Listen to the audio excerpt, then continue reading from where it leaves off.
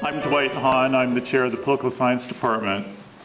It's my pleasure to welcome you to the Donald W. Swopis Annual Lecture. I'd like to thank the family of Donald Swopis for the endowment that makes this lecture possible. Donald Swopis was a 1970 JCU political science graduate who dedicated his career to public service, and these lectures are in his memory. Tonight's speaker is Professor Laura Boustani. Professor Boustani is herself a 1993 JCU political science graduate, and she has worked in Cleveland politics as a strategist and consultant for the last 20 years. She holds a Master's of Science degree from Case Western Weatherhead School of Management. And her talk tonight, which promises to be very exciting, is titled Cleveland Politics, Neighborhoods, Wealth, and Warlords. The format will basically be about, Professor Boustani will speak about 40 minutes or so, and then we'll have about 20 minutes for questions. Please join me in welcoming tonight's speaker, Professor Laura Boustani.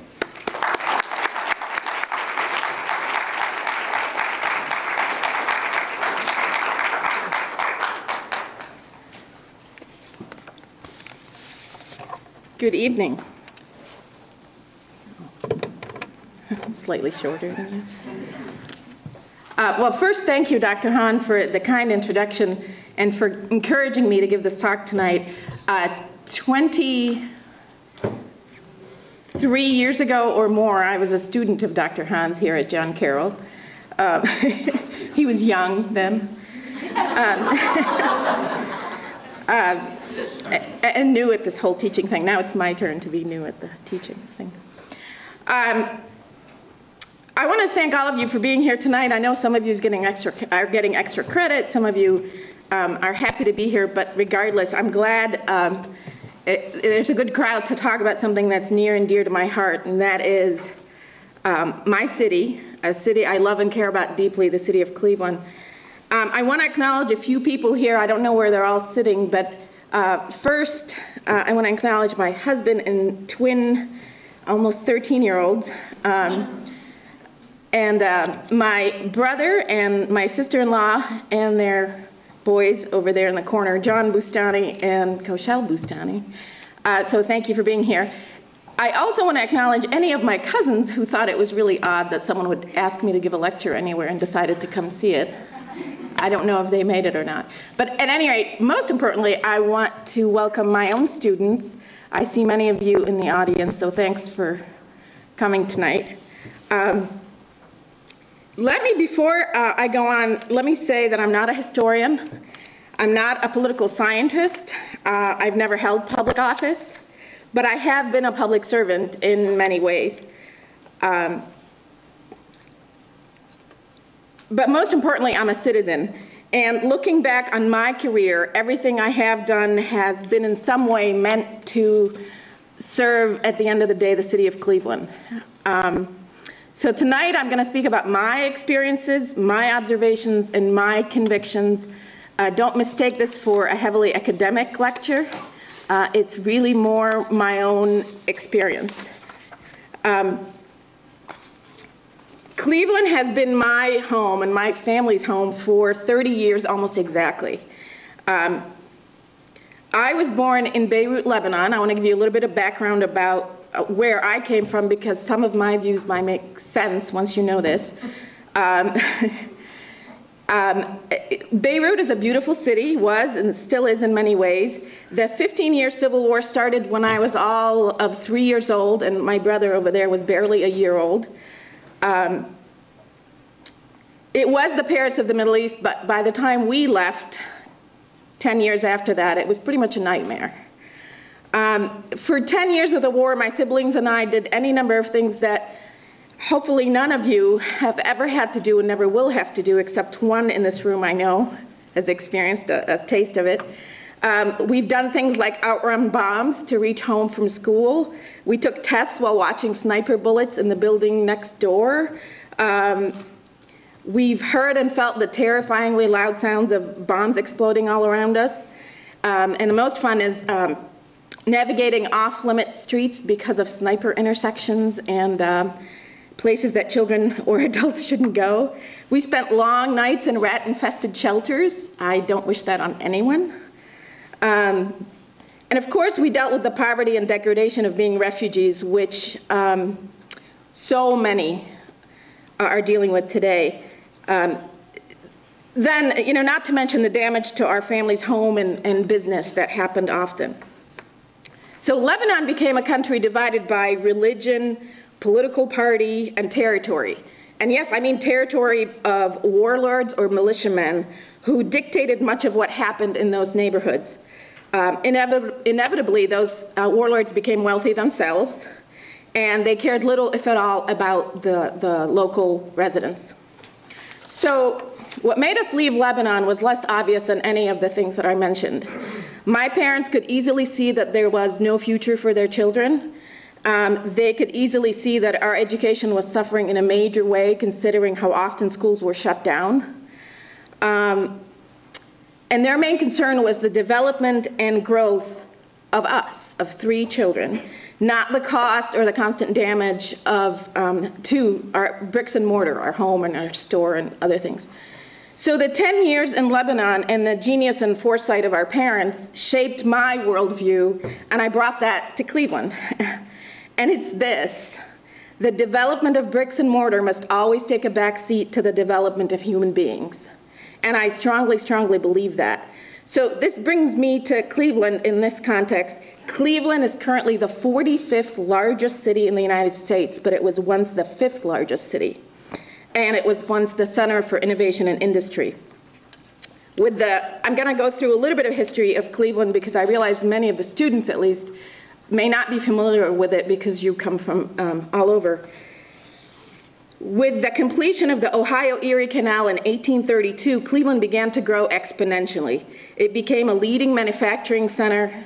It was the home of John D. Rockefeller and other industrial titans, and it was the home of the world-renowned Great Lakes Exposition, and so much more. The city thrived after World War II, and by 1950, the population of Cleveland nearly reached 1 million. But by the 60s, as manufacturing began to decline, Cleveland began to suffer from white flight, suburban sprawl, racial unrest, and so forth. The 1970s were tough. They brought the city's default on its loans and the infamous fire on the Cuyahoga River. How many of you have heard of the fire on the Cuyahoga River, the out-of-towners? Wow, that's embarrassing. Then, of course, came the double-digit unemployment during the recession in the 1980s. The decline of manufacturing brought us an era of declining population and a gradual and devastating deterioration of the city's public schools. Approximately a quarter of the city's population fled between 1970 and 1980, and more continued to flee over the years following. Today's population of the city of Cleveland is quite a bit less than 400,000, but I'm clinging to that 400 number. So the schools, the shrinking population naturally meant a shrinking tax base for the Cleveland Public Schools, and a steady decline in the number of students, the quality of the education, and the graduation rates. Cleveland schools were once considered the best school system in the country. They now serve 40,000 students, nearly 100 of whom come from economically disadvantaged families. The district grapples with a mere 59% graduation rate and even lower college attendance rates. And I looked up the graduation rate earlier today just to make sure my numbers were good, and it's up, so we have some reason to celebrate. It used to be, the last time I looked, it was 54%. So something to celebrate. Not surprisingly, the state of the schools and the dismal outcomes and the disinvestment in our neighborhoods, the exodus of jobs and a lack of talent to attract new jobs has made Cleveland one of the poorest cities in America. There's a lot of hype right now. There's a lot of good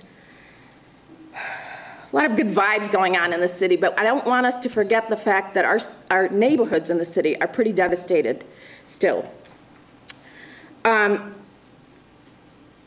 So much has been attempted over the years to revitalize the city. Urban renewal efforts in the 1960s, community development efforts in the 1970s that continue today, and the much heralded public and private partnership of the 1980s. And then there's been the focus on increasing housing starts and building downtown attractions from the 1990s, and that continues today, and the recent, of course, new convention center and casino. So these efforts have almost exclusively been bricks and mortar efforts. So we've done a lot to build, even though we have a lot of devastation in the neighborhoods. But with the exception of Mayor White's valiant attempt in the late 90s to fix the school system and the current transformation effort going on in the Cleveland Public Schools, all of these efforts have neglected to address the development of the city's human capital needs.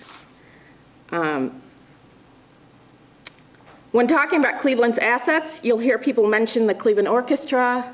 I could ask you what you think of Cleveland's assets.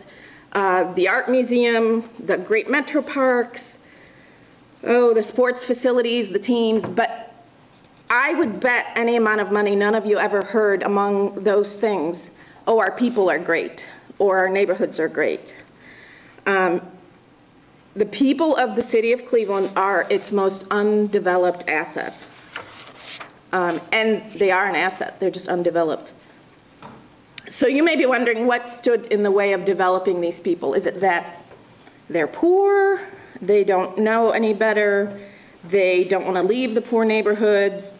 Any number of prejudices can come into play, but what I have found in those neighborhoods, and I've worked in them for the better part of the last 25 years, is not that different from what I found in the city I grew up in, Beirut. Remember what I said about Beirut being divided based on religion, political party, and territory? Well, Cleveland's poor neighborhoods have over the years been divided by race, socioeconomic class and status, and yes, territory. This is the fun part. By territories, I mean those neighborhoods controlled by members of either Cleveland City Council or current and former so-called leaders. Kind of the elders in the community are people you should be really concerned about. These individuals dictate much of what goes on in those neighborhoods. They inevitably become well off, at least themselves. They take care of their families very well. They have very nice homes. And they care very little about the people they're supposed to be serving in the city's neighborhoods. Now, this isn't the case in all the neighborhoods, but it's pretty much the case in the devastated poor neighborhoods. So I'm going to give you some examples because I was asked to. I don't want to name names because as it is, I may never get a job again in the city of Cleveland. But here are some examples of warlord type behavior. It's become a tradition over the years in Cleveland to divide certain city and federal dollars equally between the wards, regardless of the needs of the neighborhoods, so that each member of council essentially can have what they need to buy votes. I know this is outrageous. I know some people are going to think they're not really buying votes. This is the United States of America. Well, they're not buying votes, but what they're doing is using money that's intended to rebuild neighborhoods to give family members, friends, extended family members, jobs to ride around and perform basic city services that the city should perform anyway, but essentially making the local residents dependent on those services and grateful for their services. So come election time, that's who they vote for. And let me give you a specific example. Current councilman has been in office for a few decades, about 3. He's very old. Members of his family, quote unquote, work for the local community development corporation that he is essentially supposed to oversee. They do things like mow lawns, they pick up dead animals, whatever it is. In the process, they drain most of the community development budget from the organization in that neighborhood. And those dollars are supposed to revitalize that neighborhood, not perform city services. So it may not comfort you to know that a number of other council members on all sides of town, this is not just the poorest black neighborhoods by any means, a number of council members on all sides of town have done the very same thing. One former council president and wannabe mayor, I'll say this name because he's never going to give me a job anyway, George Forbes, seems to think that anyone in elected office, probably anyone doing business in the city of Cleveland, must come see him, grovel, completely defer to him, and fear him. When he's defied, he does his best to destroy their reputations and their livelihoods. I've seen it firsthand several times. And I've never gone to meet with him. Not important enough, but. When Congresswoman Stephanie Tubbs Jones died, how many students know of her? Very dynamic Congresswoman in the 11th Congressional District. She passed away because of an aneurysm, something horrible very suddenly. Her successor was chosen by 3 or 4 men, I can name them because they were in the same building I was in the day they made this decision. They felt they knew best about who ought to represent the 11th Congressional District in Ohio, as opposed to let the party, fairly democratic process work itself out and have the community pick the successor. Another example, when Mike White ran against this George Forbes, who felt the city was his to control, George Forbes and others did their best to destroy Mike White with personal attacks, and they made sure many, many doors for fundraising and everything else were closed in his face. I, for one, my family might be surprised to hear me say this, I'm grateful they failed because I think he was one of our best mayors. When Councilwoman Nina Turner, who's now State Senator Nina Turner, decided to support reforming county government a few years back, she was threatened, she was vilified, she was humiliated in cartoon form on the pages of quote-unquote established neighborhood newspapers. Very embarrassing cartoons, very humiliating. All by those people who think that they ought to have the control of the neighborhoods, and so everyone must quote-unquote kiss the ring before they move on or make any decision or publicly take any action. So perhaps the worst of all,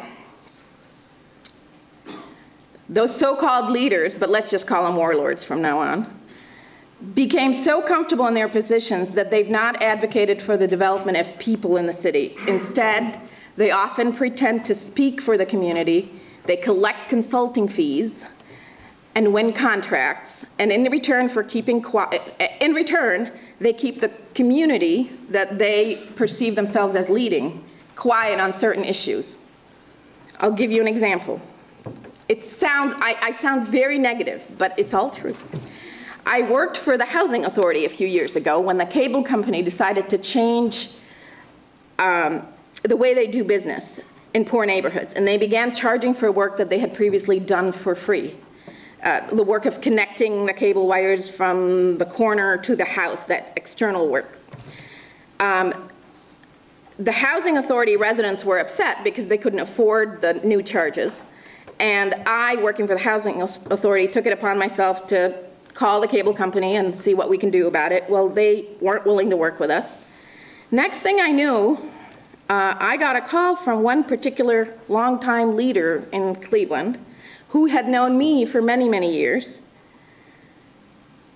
He introduced himself on the phone by, "This is so-and-so, he's passed away now, so I'm not gonna mention his name." And he said, "Laura, I'm calling because I'm representing the cable company in the matter involving the Housing Authority and the new fees they're charging." So by giving him the contract, the cable company hoped that he could pacify the Housing Authority as an entity and the upset residents, and they could go on with their plan and raise their fees and not have to give in anything. that's a small example, but it's one I came across so often that it's really, really detrimental to the city and to the voice that the neighborhood residents could possibly have. So you get the idea, lots of control, lots of self-interest, and lots of personal gain. But not a whole lot of advocacy or care for the people who, for what the people in Cleveland need. And certainly not a care in the world about what it's going to take to develop the human potential of the city. So you might be thinking, what about the private sector? What about the business community? They seem to be really active in the civic arena. You know, the private sector has done well in Cleveland. Bricks and mortar projects are good for them. They mean money. They mean contracts. They mean a better business environment. And the control by warlords in the city has been largely embraced by the business community. They might grumble about it privately, but they really like being able to call that one guy who can call me at the housing authority and say, I'm not going to cause trouble for you, just drop this issue. They really like that central control because they don't have to deal with the community. They don't have to deal with protests. They don't have to deal with a bunch of phone calls to their office saying you shouldn't be doing this or that. They've really benefited from this, and they're not above doing their own, they're not above trying to exert control in their own ways. Here's an example. I worked for a large business advocacy organization for a number of years, and at one point, a local utility, I won't say which one, wanted the school district to award a multi-million-dollar contract to this utility. But the only way to afford it is by, well, they would have to match federal funds 2 to 1 or something like that. And then they'd pull down these federal funds and they can award this contract. It was a telecommunications contract. The school CEO was focused on an upcoming tax levy. She, at the time, didn't think that telecom contract was a priority or one that the district could afford the matching dollars for. So you would think the utility company would just drop it, right? This is a contract that wasn't going to materialize. Instead, they dispatched people that I worked with to meet with the school CEO and put pressure on her. They, at the same time, all you communications majors hear this, at the same time, they used their massive ad budget to put pressure on her through local news organizations. You'd think this never happens, but when a company is big enough, they could do this. So what they did was convince a local TV station, the news operation, to do a quote-unquote investigative report on why the school CEO was quote-unquote wasting federal dollars. This is how they decided to position it, that she was wasting federal dollars, when in reality it was something like 50 million she would get from the federal government, but she had to come up with 100 million. She didn't have 100 million, and she decided it wasn't a priority, but they positioned it as Barbara Byrd Bennett, the CEO of the Cleveland School District, is wasting your tax dollars. In an investigative report 2 months before a school levy was on the ballot in the city of Cleveland, which is very tough to pass. So, you know, yet again another story about schools wasting your tax dollars.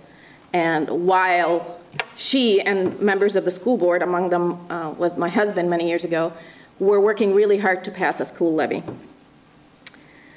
So the bottom line is this. The businesses and business leaders, who we used to call the white men in tall buildings, I know you like that one, yeah. When I worked at the city of Cleveland, we had all kinds of colorful names for different groups. So the business leaders and the businesses, they exist to make money. There is nothing wrong with that. No matter how hard they try to look like civic leaders, at the end of the day, they are driven by profit. So we just have to understand and accept that. We don't have to like their underhanded ways, but that's what they exist for. I'm only saying that with warlords pretending to speak for residents and the business community being very good at speaking for itself, the people of Cleveland find themselves voiceless, and their interests and their development take a backseat to just about everything else, if they exist at all on the community's agenda. So why am I telling you all this? It all sounds really negative. And I'm not so negative about the city of Cleveland these days. I'm feeling like there's some energy. There are a lot of young people that are interested in making it a better place, but there are a lot of forgotten neighborhoods. That's what motivates me to talk about this. But why are we here? What can you do about it if you're interested to do something about it? The task is not small. We have to change the conversation from more investment in bricks and mortar in coming years to investment in people, the city's human capital. So here's how I propose we do this as a start anyway. My former school board member who lives in my house, and I hatched this a long time ago. Actually, let's just propose it tonight, the creation of an endowment fund that will pay full college tuition for every Cleveland high school graduate at any Ohio public university or community college. So this is an endowment fund. We'd have to live off the interest, so we have to raise a lot of money. Fund would include a built-in component that guides students through the various steps for college admission, standardized testing, and all that. Do you guys realize that Cleveland school kids don't even, for the most part, know when the SATs are scheduled? They don't know when to take their entrance exams. They don't know when it is time to apply for colleges. No one's guiding them through that process, even some of the best ones. Students receiving endowment dollars, you know, since I'm dreaming here, would be required to live in Cleveland after completing college for about 10 years. And their failure to do so would mean that their grant becomes a loan and they can repay it. The goal would be to change both the social and economic fronts in the following ways. Reignite hope and expectation within Cleveland's neighborhoods, and send a clear message that education and success are within reach for Cleveland's kids. Serve as an incentive for Cleveland high school students to focus on their studies and stay in school. Make it possible for Cleveland high school graduates to begin and complete college. Revitalize the neighborhoods by making the city again a desirable place to live for families from inner ring suburbs and those in the city who were contemplating leaving. Of course, increase the city's tax base, and as a result of a larger population, hopefully. And at the end of the day, produce a more capable, educated, and versatile workforce to serve the Cleveland's emerging knowledge-based industries and attract entrepreneurs and established firms that seek an educated workforce. Lastly, it would begin to generate wealth within the families and the neighborhoods of Cleveland that hopefully will carry through for generations. So it sounds great, right? This has been done before. A much smaller version of it exists in Kalamazoo, Michigan. But there's no reason that if little Kalamazoo, Michigan can do it, that we can't do it in the city of Cleveland. And before you think the cost of something like this would be prohibitive, let me say a couple things. Approximately 2,000 students graduate every year from Cleveland high schools, only 2,000. And of those, roughly 60% pursue a college education. So we're not talking about a very large number of kids. I can go through the numbers. We've crunched the numbers at home. But at the end of the day, for this to work, the endowment would have to generate $1 billion. And don't quiz me on the numbers. It's not my strong suit. I was a political science major. They're right.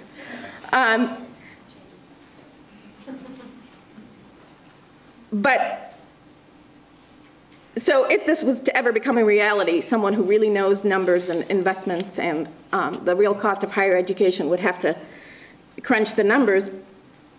But as difficult as it may seem, let me put it in some perspective in terms of, is it even possible to raise this kind of money? The construction of a medium to large size convention center costs anywhere from $750 to $1 billion, if not much more. I'm not sure actually what the convention center we opened recently ended up costing. But at one point when I worked for Mayor White many years ago, we were considering the $1 billion figure. Obviously decided against it at the time. So this could happen by a mix of philanthropic dollars and tax dollars. But however endowment dollars are raised, I believe if a community has the will and the wealth to raise dollars to build a building, it can muster the will to raise money for an educational endowment to grow its inner core and invest in its people. Of course, if this endowment ever happens and it succeeds, then we'll have a growing population in the city. We'll need even more money, but let's all hope and pray that we have this problem to deal with someday. So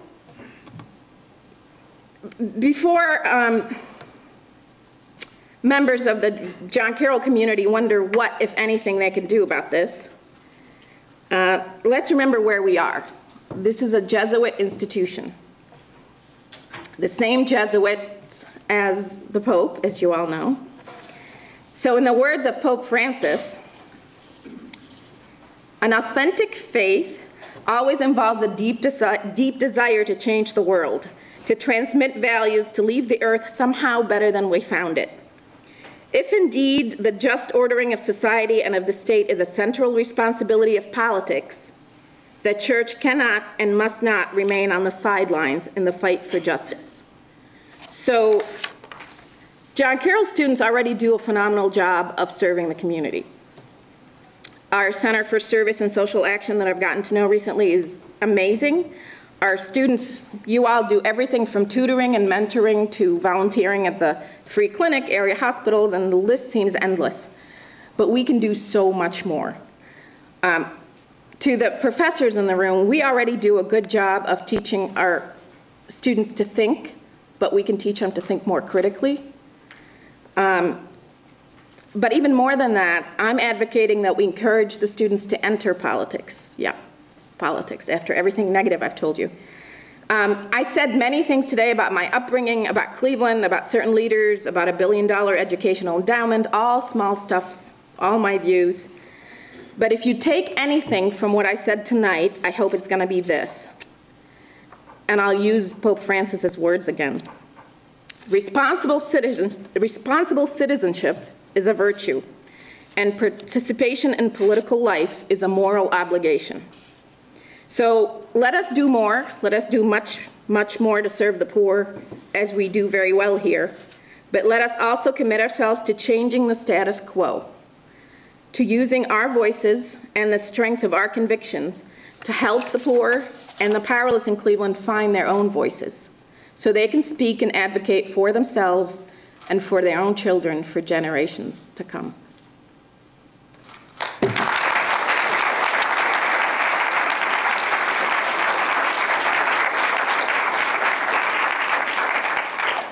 Thank you. I don't know how long that was. We have about 15 minutes or so for questions. I promised I would act as moderator, but if I get in the way, I will just sit down. You're fine. Hi. Hi. Thank you so much. That was really interesting. I have a couple of points that I wanted to ask you about. Not actually as a professor of political science, but as a resident of Cleveland for the 12 years I've lived in Ohio. The first is, I think the endowment idea is really interesting, but what shocked me was when my son, who's in kindergarten now, when I called the city to find out where my son was supposed to go to kindergarten, I never received a call back. And no one ever picked up the phone. And I'm an educated person and someone who's empowered about those issues. So I worry about the front end of it a little bit more because I'm concerned, and I've had other people express the same kind of thing. That's just a comment. The question I have is, why isn't it a conflict of interest to represent a company if you're an elected official? Why is that an okay thing to say on the phone to someone else? I just didn't even know you were allowed to do that. Actually, this person was never an elected official. He was a consultant, a political consultant who had gotten a lot of elected officials elected. And then, so So how does the pressure work in that situation exactly? I'm curious about the micromanagement. Yeah, that's a good question. He was I really enjoyed talking to this person. He was brilliant. He cared about the city, but it seemed like his own interest in, getting a contract from the cable company to represent them was that much more important than everything else positive I just said about him. The pressure works because the strength of his relationships was huge. He knew everyone. He had gotten the elected officials elected. So for example, the Housing Authority, this was many years ago, none of the actors are still there, but the Housing Authority's board is appointed by the mayor of the city of Cleveland. This man helped the mayor of the city of Cleveland get elected. I mean, ran his campaign. He was the major strategist to help him get elected the first, second, and third time around. He just passed away about a year ago. So the board of the Housing Authority is appointed by the mayor. So if I, as a director at the Housing Authority, got a little bit out of hand, someone theoretically, it's unlikely to happen, but just the possibility that someone might call the mayor or one of the board members and say, she's getting out of hand, she needs to get out of there, I would lose my job. So there's kind of a chilling effect on me to advocate for my position because this person is so connected and his relationships are so strong and he can put me out of a job. So it's basically the reason why a lot of people don't speak up as That's citizens. exactly right. The fact is everybody pretty much has a job, And so it's nobody wants partly to why speak I don't up. work a lot of places, yeah. Sir, two questions. First is simple. Do you reside in the city of Cleveland? I absolutely do, and I won't leave. Okay. Second part of that question is, what are your thoughts or feelings on the dissolution of the home rule where all the police, firemen, and civil servants in that capacity had the option to now leave the city property? Oh, I love that question. I live in the West Park neighborhood. And if you know the city at all, you know that West Park is filled with judges, police officers, and firefighters. Our next door neighbor for years was a police officer, 2 doors down as a police officer, across the street as a fireman. We know them, we love them. But on a basic level, regardless of what happens to property values when a whole bunch of people all of a sudden don't have to live in the city and they can exit, and there wasn't a mass exodus when that passed, but it's happening slowly. On a kind of an ethical level, it really bothers me that the city of Cleveland is good enough for them to collect their paychecks in, but not good enough to work in. It really bothers me that they have very little investment in what happens in the city when they're off duty. When otherwise, West Park used to be a kind of place where, it kind of still is because they haven't all left. If someone is breaking in, you can bet, and this happened to us once many years ago, that you'll have 2 or 3 squad cars at your door before you even hang up with the dispatcher. Because it was their neighborhood. They cared about what happened there. It was 5. 5 police cars? It happened to us. But it really, really bothers me. And I think part of what's happening, I want to look this up actually, in Ferguson, Missouri, is that there's that little investment in the community by the very people who are supposed to protect it and serve it. So I would really love for all of that to be rescinded and for all of them to live again in the city and help grow the city and be as invested in it as we are. There was a hand up on this side. Yes. I have a couple questions and a couple comments. I'm a little surprised that you didn't highlight, for example, the giving away of $30 million for scoreboards for the Cleveland Browns, $32 million from Public Square. These allocation of resources go to those kind of things rather than real human needs. So I'm surprised that you wouldn't highlight those kinds of injustices, and those go to the core of how business is done in Cleveland. In a sense, you're right. In another sense, those are the very obvious things. Building a school in a neighborhood of the city of Cleveland might cost $30 million. And maybe, we're making some terrible decision about how many schools we build because somebody put a pressure somewhere to, increase the revenue for the construction company or whatever it is. Those are the things we don't hear about. I didn't talk about the others today because they're very obvious. And, but in a sense, compared to how the neighborhoods are being raped and pillaged every day, they're small potatoes. So let me also suggest that there's a book that's been written that I think really unpacks this long history of people in neighborhoods advocating and organizing themselves. Dan Kerr, who did his dissertation on at Case, wrote a book called Derelict Paradise that talks about how urban development strategies always include on how they deal with homelessness, because the downtown renaissance is based on moving homeless people out of downtown. Right. And so those things are consistently been developed, including by Mike White, those kinds of policies. And so I was at City Hall one Christmas evening when we were dealing with precisely how to get the homeless out of public square.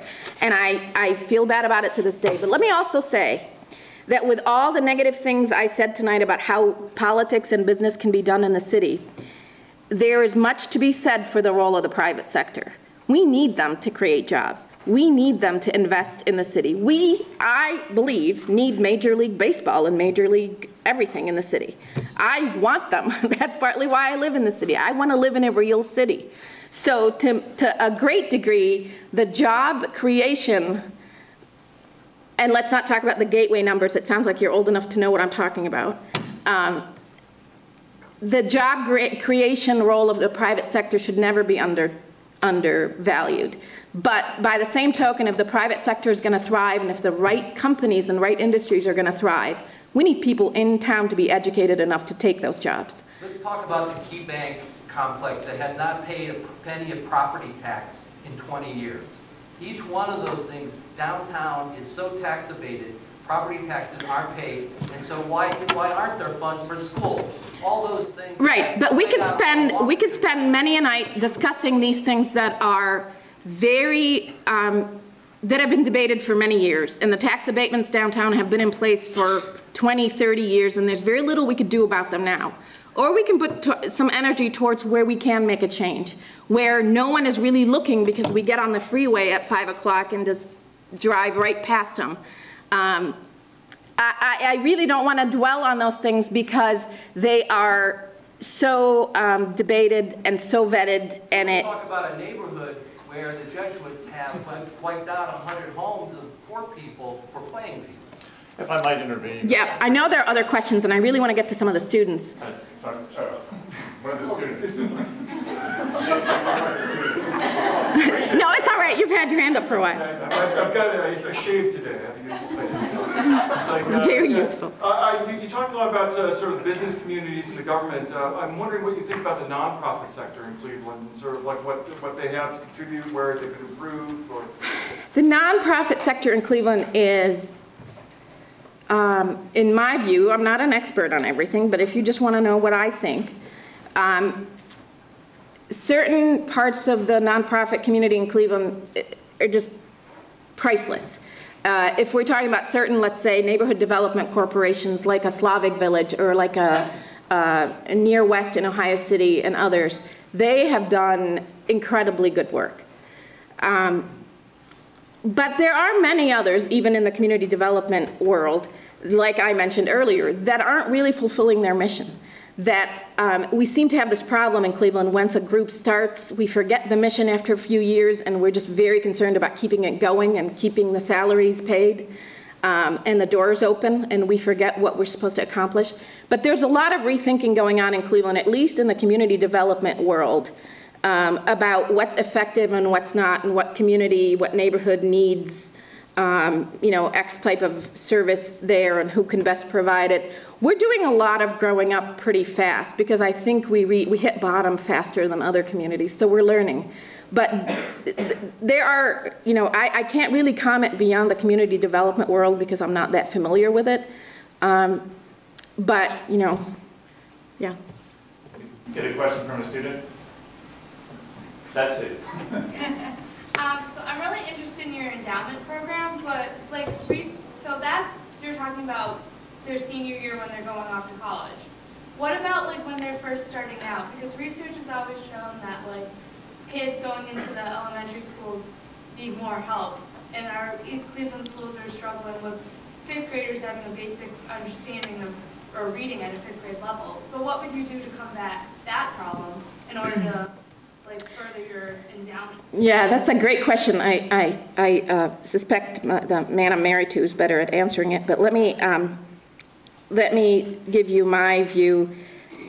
This endowment idea is just one idea. I think the desperation in the neighborhoods has to stop somewhere, and we have to kind of restart hope somewhere. And it's a generational problem. We're not going to fix it in one program or in one lifetime. So the hope with this endowment idea is to start kind of giving the younger kids hope that, you know, if their older sibling went to college, they too should stick with it, and they're gonna go to college and accomplish something. Eventually, you know, those kids coming back and working in the city, maybe the teachers that teach the younger students. You know, I don't know how to fix this younger part. That's not my thing. But I tell you, I have 2 children who, one has been in the Cleveland Public Schools most of his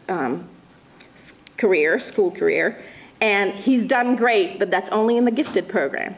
So I've seen how the other half lives, and it's not pretty, and I completely agree with you, and I'm not at all optimistic about what's going on right now, because the shifting of dollars towards the charter schools isn't necessarily going to do the trick, because we even tried the charter schools in our family and were horribly unimpressed. So keep that spirit, though. I like that. Yes. Yes, ma'am. What do you think about starting small? I know, like, we have like the Cleveland Foundation, and we also have like programs in our public school called College Now that I personally work with. Mm-hmm. You know, they have scholarships that actually, you know, so I was a scholarship winner, so I know. But do you think that starting small and possibly funding more of these scholarships at this level, and enacting these kind of goals? Sure. These scholarships will work? The Cleveland Scholarship Program that's been in place for many years is a gem. It's wonderful. It does great work. I know people who know it well.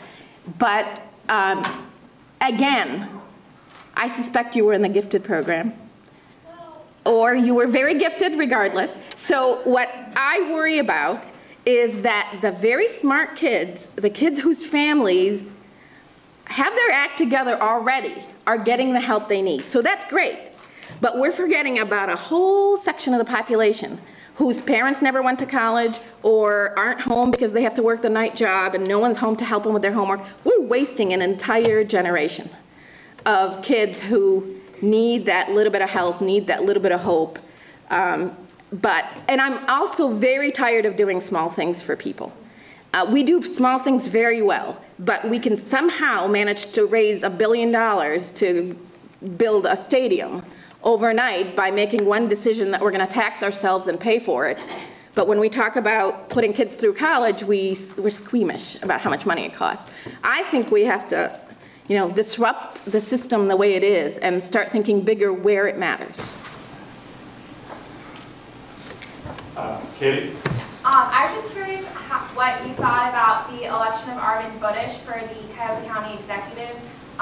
He's been in state legislature versus Jack Sharon, who has been in city council but also has a business background.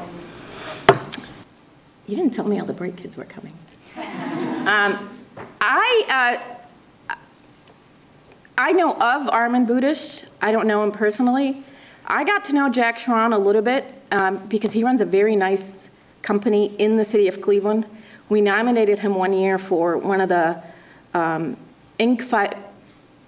fastest growing inner city companies for Inc. magazine, and his company won. I really like him as a person. I really like that he's stuck with Cleveland even though he could have put his company somewhere else. I don't have enough information about Budish to say anything good or bad about him, except that I heard one complete interview with him and I was thoroughly unimpressed. That didn't tell me everything I needed to know about him, but the county is mostly Democrat, and the Democrats came out and voted for Budish, so he's the county executive. What I worry about is whether we're going to slip back into the way the county used to do business before it was reformed. Mindy. Okay, one more. So I want to get back to your central thesis and the use of the term warlord. and talk about the example. I had a city council person in mind when we were telling the story. It's adjacent to my neighborhood. So anyway, I was thinking about my experiences with city services and your thesis that he was, whoever this person was providing city services to the people that the city should have been providing. But isn't it possible also that the city services weren't, haven't been reaching these neighborhoods, and that there's a reason why people fulfill these niches? And the reason that I'm asking that is because I once wrote a paper a long time ago, totally ill-guided, about gangs in South Africa, and because, after the transition, and so I'm also going back to your comparison to Beirut, because I think it's an interesting comparison. But what happens is when you don't have governments that actually represent people, you have the emergence of literally gangs. And gang leaders provide things, and warlords provide things that the government does not provide. And sometimes it's more than just with government money. So you have, for example, gang leaders in South Africa, sponsoring soccer clubs and that sort of thing. It's a common thing. And, so I'm just trying to contextualize. So yeah, and you can argue that Hezbollah in Beirut grew out of the very same thing. They provided services and schools and food and all kinds of things that Iran, let's not get into that topic now, was very happy to fund in order to get the local population to essentially do anything that these thugs wanted. So where we should have put our efforts, or we should put our efforts in, is making city services work better because we're paying for those services.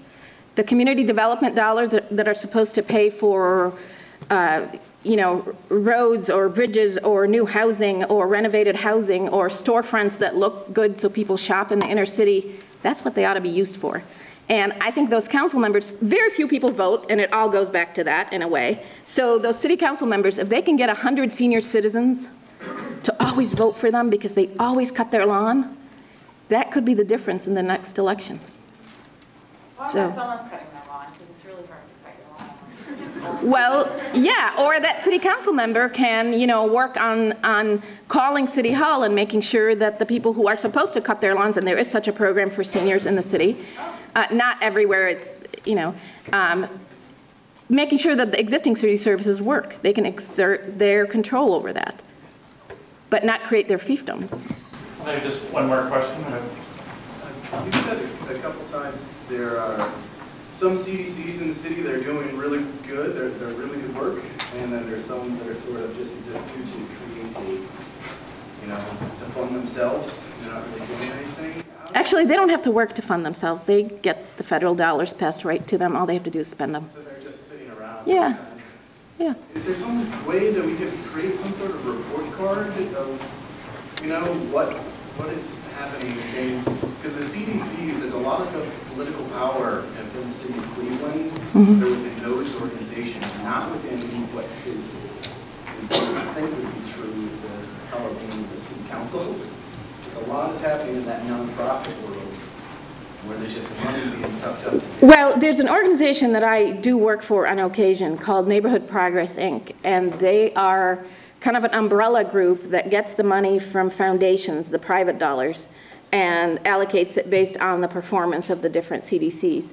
They recently were doing such an assessment. And in fact, the number of CDCs was going to go down from something like 38 to 10 or 6 at some point. So there's a huge effort to do exactly what you're suggesting, but everything takes time because, like the one council member that I mentioned, the reason I know about what he was doing is because this organization was trying to tell him that they're going to take some of his organization's money away because it's not being used properly. So he raised a stink and pulled some strings, and eventually they left him alone, but I think they're getting around to him now. Okay, let's end it there. Round of applause, please.